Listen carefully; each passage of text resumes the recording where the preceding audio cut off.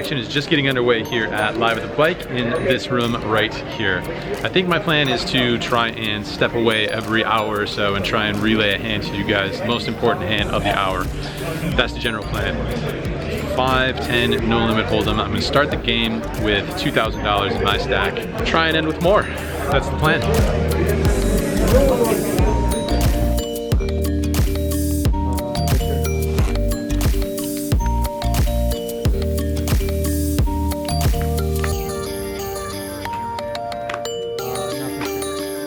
What's up, everyone? Welcome to Live at the Bike. We got some special guests this week. Andrew Neeme, Johnny Vibes, and Brad Owen in the building. They'll be playing the next 3 days right here on Live at the Bike. And we have a 5-10 no limit game for you tonight. 1K minimum buy-in, 3K maximum buy-in. I'm Ryan Feldman, your commentator.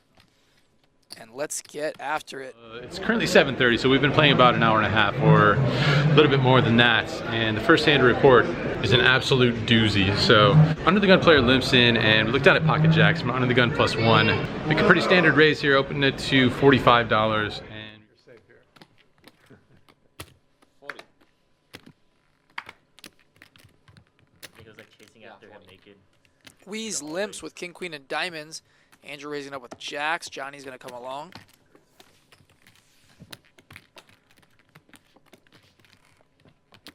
Yeah, that's like, I kind of remember that. Yeah, he was like literally chasing after him. He was like talking about it. He was like, yeah, I was fucking, you know, hammering, chasing after him naked. We raise 235. And David putting in a 3-bet with king, queen of hearts.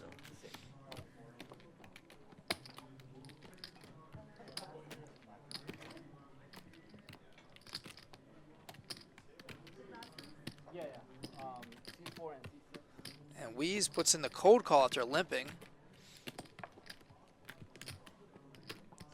Andrew has the best hand with pocket jacks.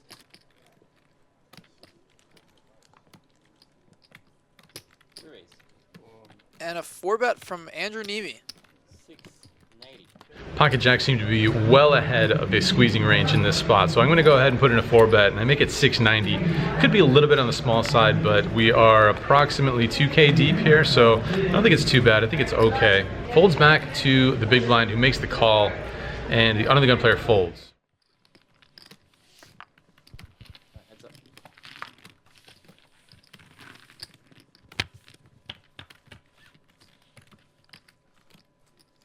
Check. And Weeze gives it up. He would have flopped a flush draw. So the flop comes 10 high, and he checks it, and I think it's a pretty standard spot to downbet it a little bit. I make it 450 here in this spot. That is going to leave me about $1,000 here on the turn card to just go ahead and get the rest of the money in. 450 is the bet from Andrew. And he does get a call from David.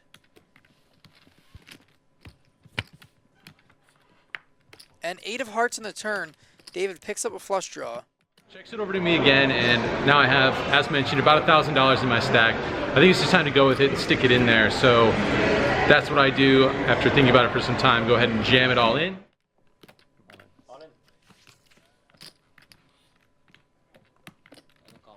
And David makes the call. $4,400 pot. And the jack of hearts in the river gives Andrew a set and David a flush. He backs into a flush after floating flop. Wow. Good river. Can't fold. You know what would happen if I won that pot? David's not. You're no good. So yeah, I know. Good hand, fish. And the run bet for Andrew Neeme continues on Live at the Bike. Not a good river card, even though it looked like a favorable one for us. Turns out to be very much not so. Got a little bit back a little bit later on, but stuck city once again. What do you know, in a live stream poker game. All right, back to work.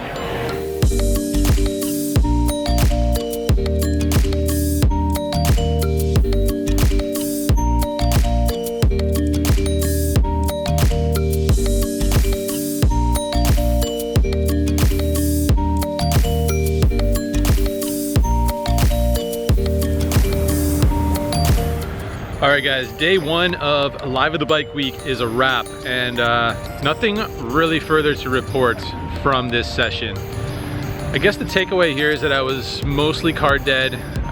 Never had aces, kings, queens, or ace king once throughout the entire session. Did have pocket jacks, that didn't work out too well. Never had tens, I had nines once and I won a small pot. Aside from that, I mean, that jacks hand just crushed us for the most part today and never recovered. Didn't have any cards to really work with beyond that. Back to it tomorrow. Tomorrow is going to be a pretty big day because we're playing a big game. It's going to be 5-5 with a $5 ante from each player. That means there's going to be $50 in the pot pre-flop, and that equates to a 25-25 game. So pretty big game. We're going to hope for some better cards tomorrow. Coming back at you then.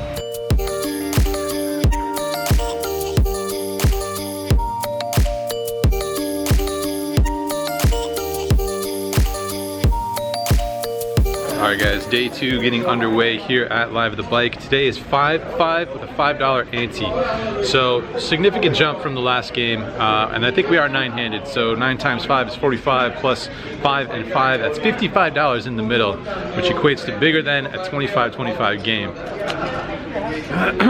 Should be interesting. Alright, looks like a pretty fun lineup in there. So let's find some run good for once on a live stream game. Today would be a good day for that to happen. If you hate action, go home. Just don't spend any time with us tonight if you hate action. If you enjoy fun poker with fun people, this is the spot for you. Alright, the first hour is in the books now for this game, and just stepping away to take a quick break. This game is playing huge. Aside from the $5 antes from each player, there's multiple players that are straddling for $50.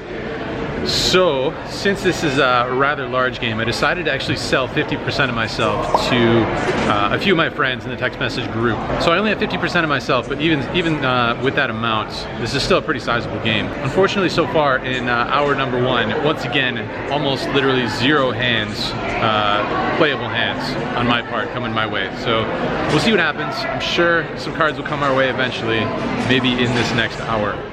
If you're just tuning in, Eric Hicks won a $28,500 pot against Chris a little while ago.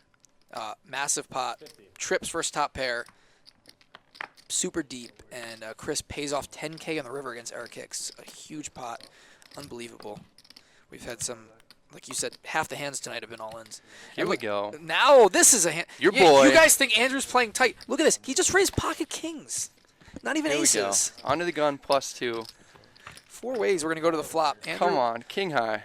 Oh, no, queen high is what you want here. All right, yeah. Queen Top high's pair good. for Yoda and Andrew with the overpair, and Yoda's going to lead out.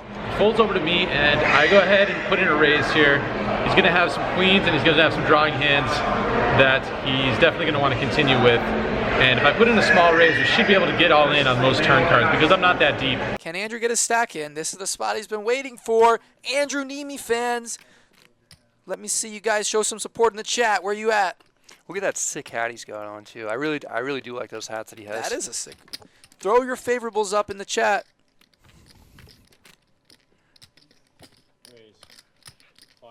And a raise from Andrew.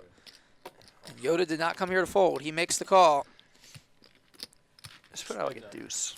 Can Andrew hold one time on Live the Bike? Oh, that's Aw, man. unlucky card. Man, he just can't get the clean runouts. Turn's a bad card for us though. Turn is the ace of spades, puts up a backdoor flush draw, I think. Checks it over to me, and even though we blocked the straight at this point, not really the ideal card. So I just decided to check it back because it's going to be tough to get value from some other hands anyway. I don't think Andrew's. Oh, there we go. Okay, All right. he rivers a straight, but I mean, Bitcoin Yoda's just not going to put money. Oh, wait. Yoda's going to turn his hand into a bluff. Oh, wait. Yoda turns his hand into a bluff. Here comes a shove from Andrew.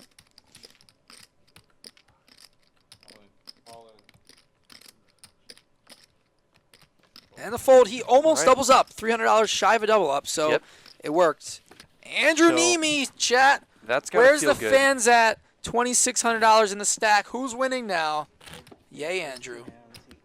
Later on, I called a raise with King Queen suited, and we end up going 3 ways to a flop, I think, where we flop ourselves inside straight flush draw, plus the 2 overcards. We got a combo draw here for Andrew Neeme. He's got a straight flush draw against middle pair and backdoor flush draw for Eli. And let's see if Andrew decides to play it passively or put in the check raise.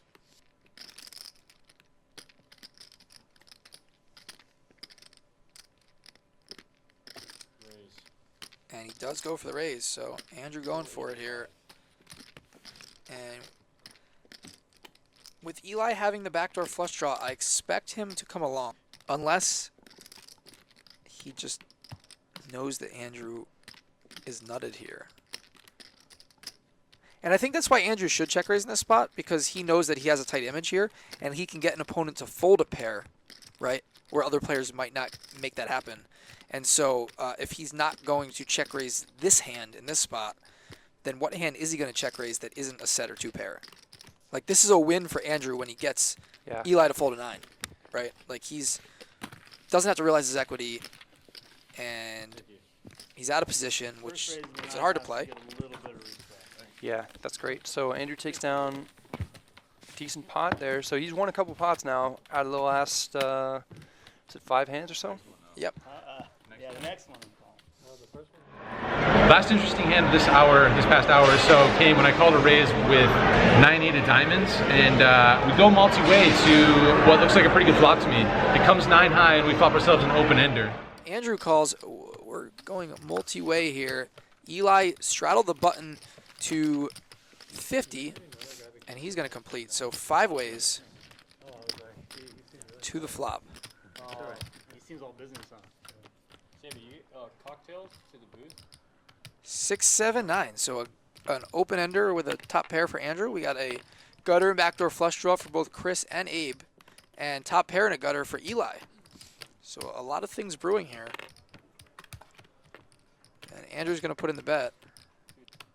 I would expect this to go 4 ways to the turn, unless Eli puts in a raise, which he does. And yeah, with as deep as Abe is, I expect him to call here. It's a weird spot now for Andrew. I mean, he can't fold, but it's just weird to proceed from here to the turn. You know, like the size of this pot now is just huge. The size of the pot is essentially what Andrew has left in his stack. Turns a deuce, that changes nothing. This is going to be interesting here.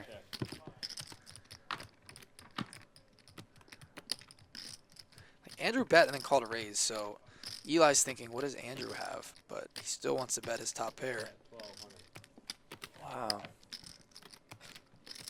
You know, I don't know how well Andrew knows Eli. I don't know how much he watches Live with Blake. I don't know, you know, what he thinks of Eli, right? So, you know, if you play with Eli every week, you might know what this line means. But when you've never played with the guy before, how does Andrew interpret this? Well, Abe calls. And now, it's just weird for Andrew. If he calls here, right, like there's 6,500 in the pot, and he only has 1,900 back. Does he shove here? I mean, does he fold? I mean, there's no great option. We check into the razor, and he puts out a bet of $1,200 here on the turn. Abe thinks for a little bit and makes the call. So now it's a really interesting / tricky type spot, because if the razor, the better happened to flop the nuts here, we're just drawing to a chop. If he happened to flop a set, then we are still live with our open ender. The problem is with Abe in there drawing as well, which I would certainly imagine he is, then we can only chop. Abe and I can. 2 pair and trips outs are going to be no good. So I think for a while before folding, and that could be too tight of a fold, I'm not sure. I feel like Andrew's going to fold, but I don't know what the right option is here. This is a really tough spot because you're not even against one person, you're against 2 people. So. Yep, and Andrew does fold. Wow, fold's the best hand. Really weird spot, especially with the SPR. The river's a 4, and now Andrew folds, and Eli has the best hand because of it. And Andrew is going to be pretty devastated to see that. That would have been a huge pot for him to win. I mean, Andrew's sitting on over 8K if he scoops that pot. If Andrew calls that, I think that would have been one of the biggest pots he's ever won, because it would have been about a $6,400 pot. It would have been 6,500. Yeah. 6,500, yeah. Yeah. If he shoves there, if he finds a It's shove, such a weird. if he finds a shove and gets called, it's over 10K pot. Right. That's such a odd situation to be in. Definitely don't fault Andrew's play being up against two people. Yeah, I mean, I understand. He has no idea what they have. And it's just such But a, he does have a really strong hand. But he thinks that Eli has 2 pair there a lot in the straddle. Eli's bet is kind of weird because he's value betting a 9 there. So that's really disheartening because that would have been a big pot coming our way. There's not too many hands that are raising for value on the flop that we can beat. Somehow he finds a worse 9 to raise for value, and he's gonna get the job done. Turns it into a bluff unknowingly and pushes out the best hand. So that's a bummer, but just gonna get back in there and try and shake it off. Should be plenty of action to come yet.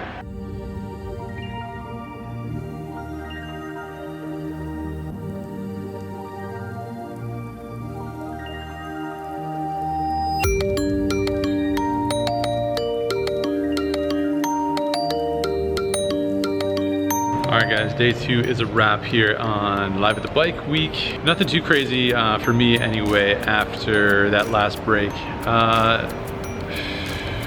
Finished up the live stream plus 200 or so. So I actually booked a small win in a live stream game, which is a rare feat for me. The bad news is that immediately after the stream ended, I looked down at Ace King of Hearts, and long story short, get all in for about $2,000 each against Sorrel Mizzi, and he had pocket queens, and unfortunately the queens hold up in that flip. I think it was a pretty standard spot though, just being not super deep stack in such a big game, a game that's playing so big. So pretty standard flip, and unfortunately lose that one, but then maybe 15 minutes later end up stacking Barry Woods with King Queen after making trips, and then he tried to bluff me on the river, but I wasn't having that. So I finished up the No Limit stream and post-stream game minus 775, about in that neighborhood. Went and played some PLO afterwards, and that didn't really work out in my favor either. So stuck again for the trip, but one more night tomorrow, stepping it down a notch, a big notch. I think it's just 5-5, but I expect there'll be some straddling in that game as well. So 5-5 tomorrow night, third and final night. This one was a crazy one. Basically the biggest no limit game that I've played, maybe. I've played some 5, 10, 20 PLO, but this one was a big one. Fun game. On to the next one. Cool. Well, this is going to be a 5-5 1K cap game.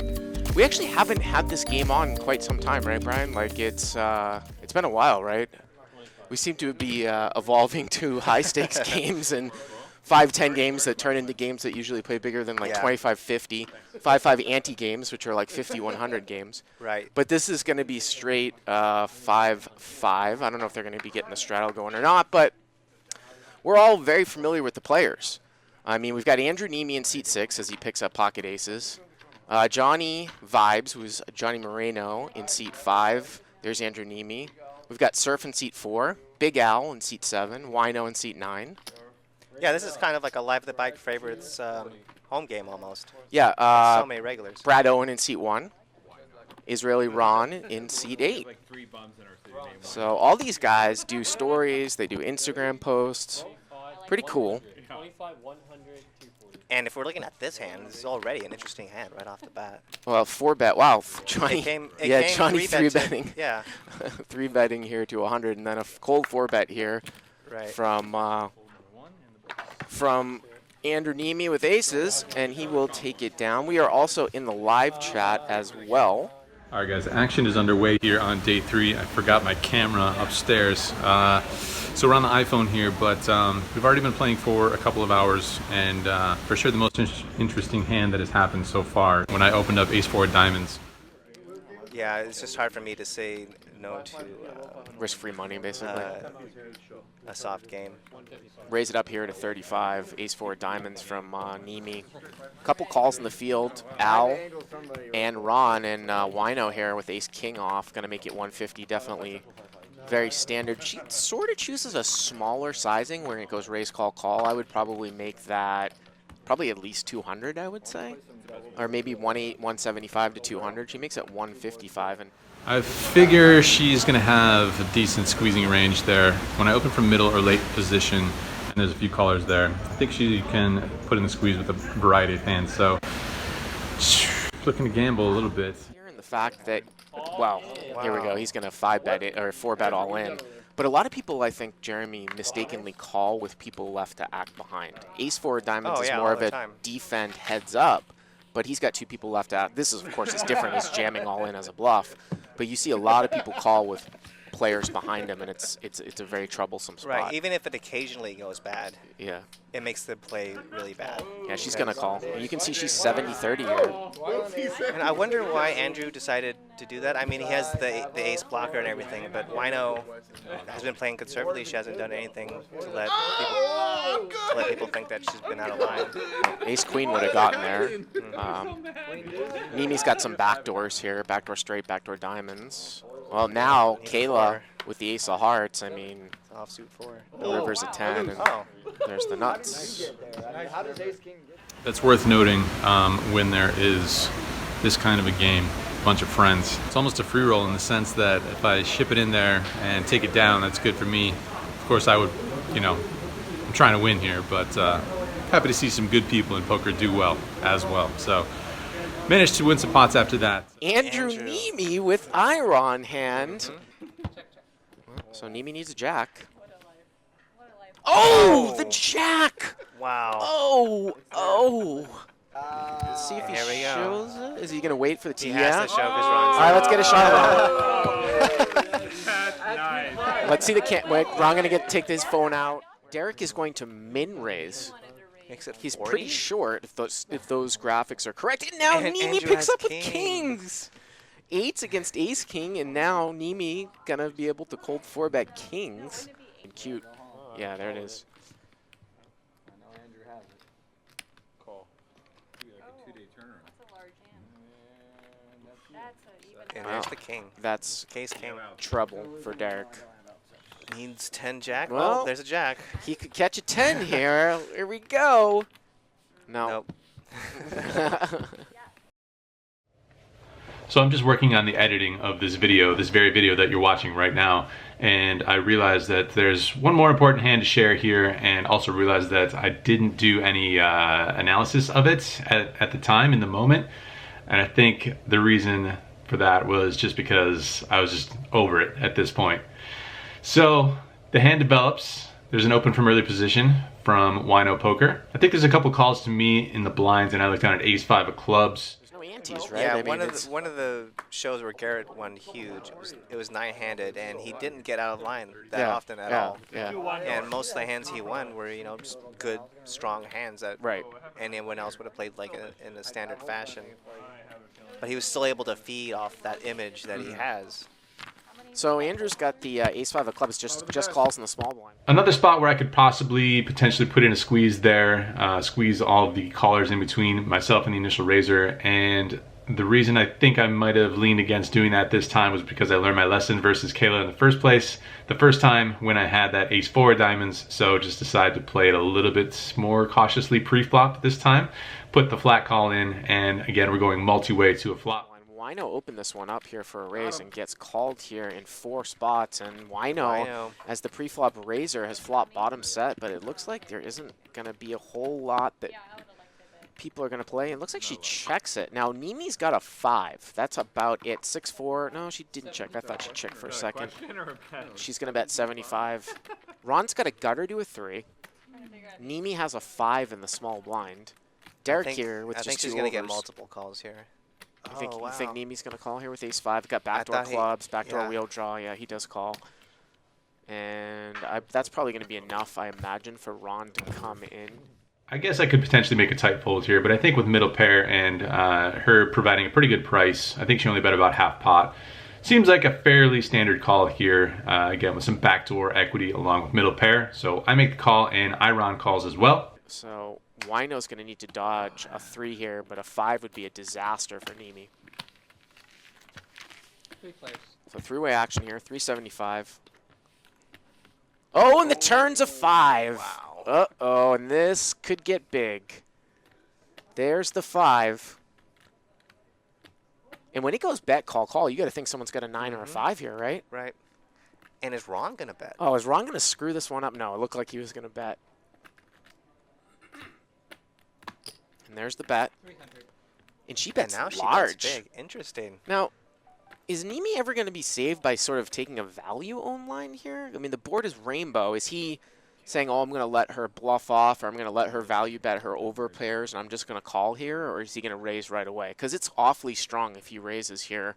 So this is where I think I made the biggest mistake in the hand. I think that the pretty straightforward line here is to just go ahead and call. The board is so dry, there's no real draws on the flop, and now it's complete rainbow here on the turn, no flush draws either. So I don't think I have too many bluffs here on the turn, if any. The only reason I decided to put in a raise here on the turn was because I wanted to try and maximize a cooler situation if she happened to open the hand with like a 6-5 suited. I'm guaranteed to lose a bunch of money no matter what in this hand. If I check call here, she's obviously going to put in another big bet on the river, and I'm going to have to call it off, barring maybe a 9 on the river. Any other card, I'm going to have to call it off on the river. So I'm guaranteed to lose a bunch of money no matter what, but I think I fold out too many of her hands, too many of her overpair type hands on the turn with putting in a raise, especially up to $800. I could even size it down to like $650 or something like that. But I think she might find a fold with those hands anyway. So really I was just trying to cool her other trips hands. I guess there's also the possibility that I could be turning a 9 into a bluff with this line, but that just seems kind of unlikely. Now for her, the question is that what do I do? Do I just jam? Do I just call? I don't think it matters. Because like, would I jam with an overpair? She's just going to move all in, and obviously either way it's getting in, whether it's on the turn. So he has some outs here. He could catch a 5 or an ace or a 9. Here we go to the river. 5 or an ace or a 9, and the river's a jack, and she is going to win a big one there from Andrew Neeme. Nothing like raising deuce from up front, flopping bottom set, getting a guy to turn trips on the turn. That's what you're praying for, right? Yep. You want multi-way action, and the flop is set as a pre-flop raiser.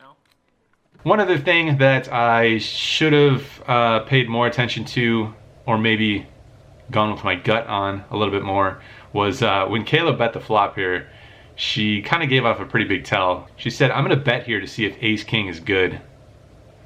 And she wasn't talking to really the field. She was talking to somebody in particular, but it was such an obvious kind of reverse tell thing that I knew she had a strong hand. I just assumed it was pocket kings, pocket aces type of a hand. And she played it well.